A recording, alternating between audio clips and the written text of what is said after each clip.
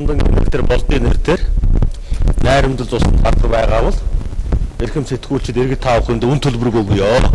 Гэрчлэгийг нь олоод ирээ гэж одоо бас хэлэх байна. Ер нь ардчилсан намын дараа Эрдэнэ гэдэг хүн найрамдлын газрыг өөрийнхөө хамаарал өгөх хүмүүс өнгөрсөн 4 жилийн хугацаанд тарааж өгсөн гэдэг мэдээлэл бидэнд байгаа. За нэг хулгайн баригдаад ирэхээр хуурамчнэр тавьсан тийм бичиг гадуур тарааж байгаа байна. Батцамдан болд 2 м 1 см газарч байхгүй.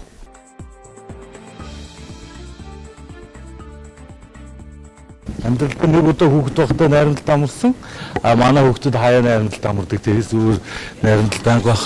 Албан ёсоор надад авсан тэгээд 5,000-га тэгээд бүр аялал жуулчлал юм байхгүй. Хөрөнгө оруулалтын мэдүүлгийг би их хурлд нэр дэвшгээс авахгүйд өгж байгаа. Тэн дээр газар бусад юу гэсэн хэсэг байгаа. Одоо та нар бүртгэлээс ороод дахиад харсан ч болно. Бид нар ч усаас шилжиж ирээд авдаг байх шүү дээ. Чинь хамтаа эртний хотын иргэн тойронд хүмүүсэл асуудал шүү дээ.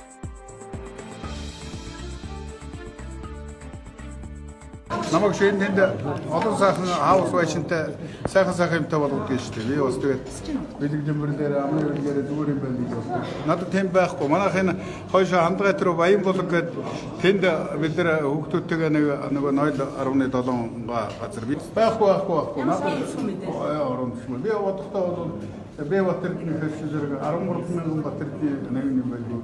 Би явахдаа өсөндөө байдаг юм байна. Өнөөдрийн байдлаар найрамдалсан бол 1200 га газартаа үлдсэн байна гэв. За өнөөдөр дахиад сошиалаар та нар мэдээллийг харсан байх 100 одоо иргэдийн нэрээр найрамдлын одоо 4000 га газар ологдсон байна гэж би одоо ойлгож байна.